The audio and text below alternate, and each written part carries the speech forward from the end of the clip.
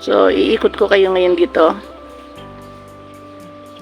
Ito yung garden na kung saan kami maraming kinukunan ng mga halaman, mga pansahog-sahog, talbos ng kamote, talilong, ampalayang gubat. Ayan, may ampalayang gubat, o, yun. Ito naman, ito, saluyot. Marami saluyot dyan. May pechay dito sa bandaro, no? Yun, tanim ng manugang ko.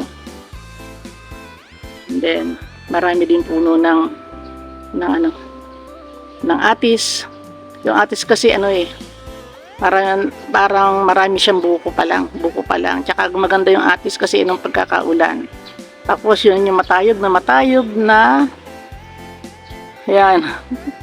Hindi ko na kayang abutin yan. Balunggay. Yan. Dati marami kaming puno ng saging dito. Ayan, pero may mga anak siya ngayon, no. So, ayan pa. Parang may nakita ko papaya, kaya lang parang lalaki yung papaya, oh.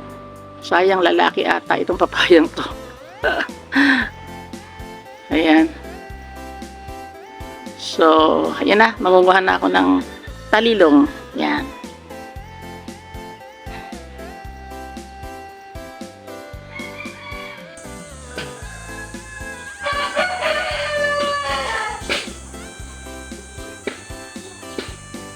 Ay, nabulaklak na sila. Ang ganda ng bulaklak. Ang ganda ng bulaklak. Dito ako ngayon, mangunguha ko ng talilong. Nakita ko sa inyo, ang ganda ng bulaklak nila. Ayan, oh, ang gaganda ng bulaklak nila, oh. Ito yung talilong. Talilong.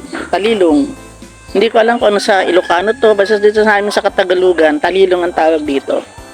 Ganda ng bulaklak, oh. Kaninang umaga dito ako, hindi pa sila bumubuka. Ngayon, nagbukahan na yung bulaklak nila, oh. Yan, diba? Lago, diba? Pagka umuulan kasi, o yung nakaulan na, at nahudyat na ng tag-ulan, naglalabasan na sila, ang lalago na. Yan.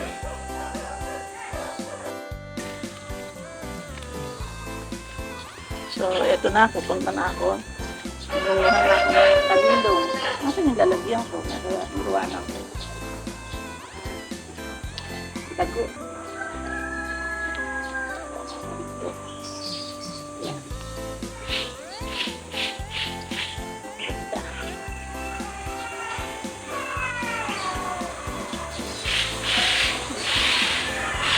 Ganda.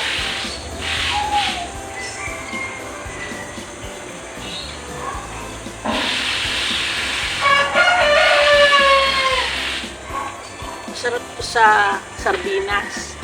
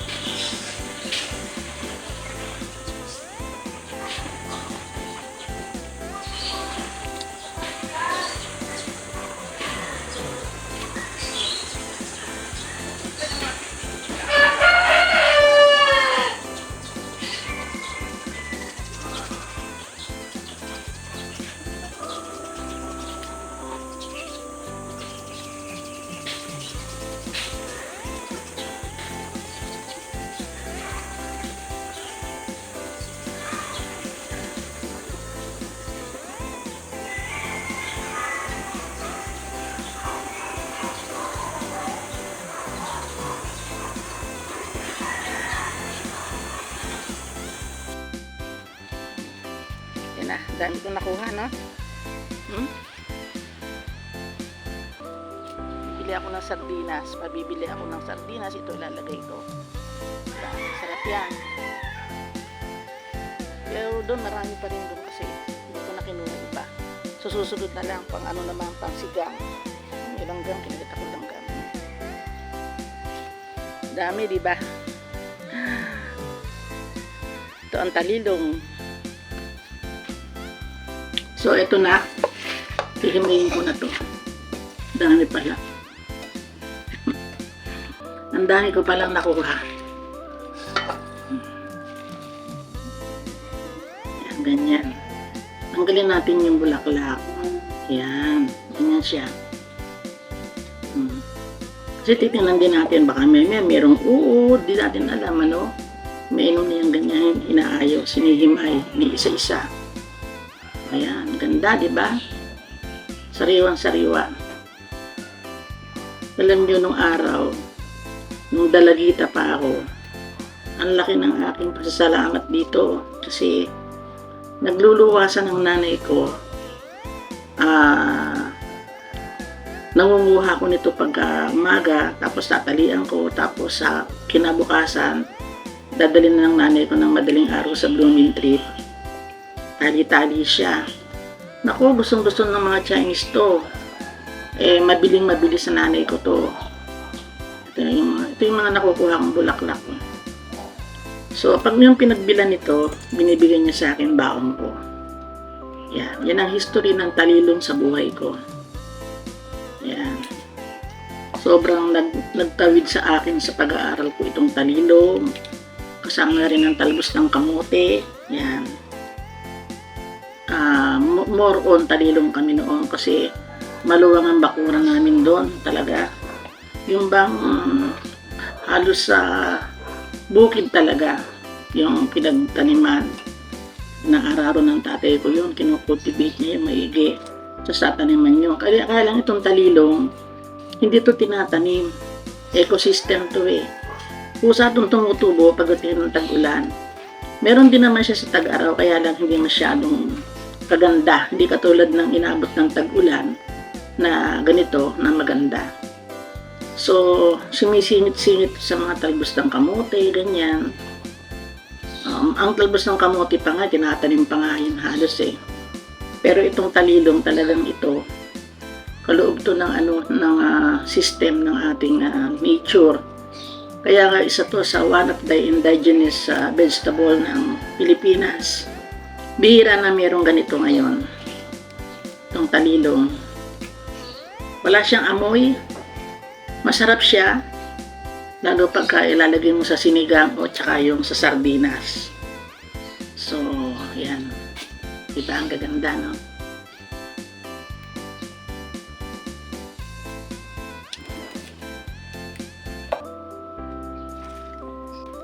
So, ito na yung sardinas. So, kung nga marami kami ng malunggay, di ba? Sabi ko sa inyo, marami kami malunggay yan. Di ba? Tapos alokbate. Yan. Ito lang ay isang napakasarap na ulam dito. Very nutritious. So, hihimayin ko rin itong alokbate. And then, together with the malunggay. Yan. Yan. All fresh from the garden.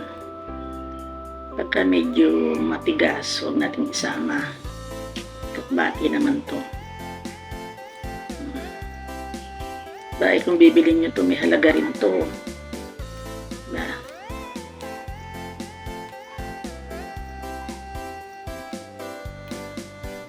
Gusto yung malunggay.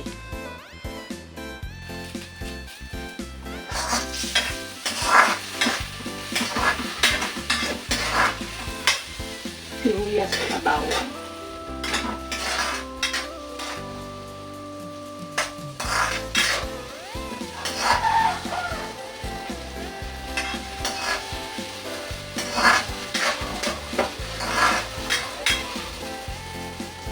Gawin natin itong sardinas.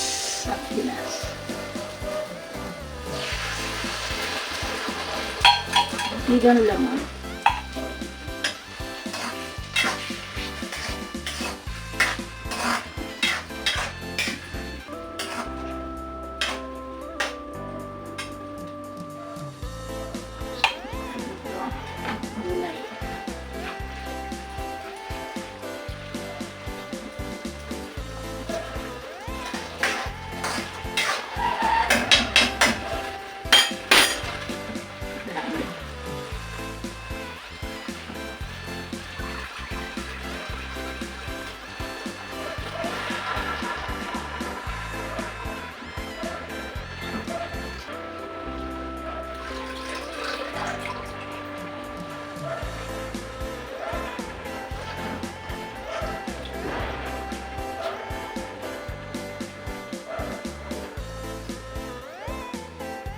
Lagyan natin ng konting asin.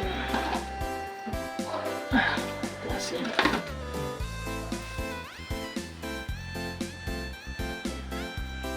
Konting tapak. Konti lang. Okay na.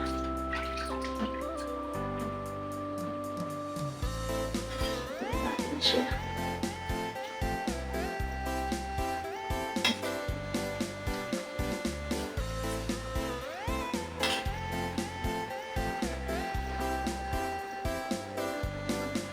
Sarap.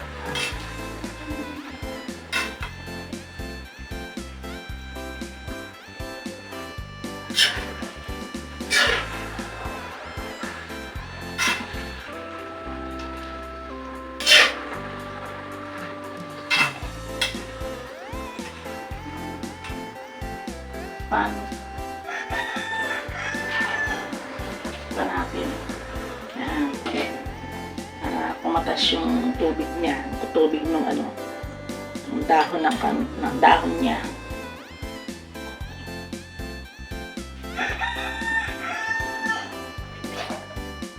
So, ayan ito. Kumasin mo. Okay.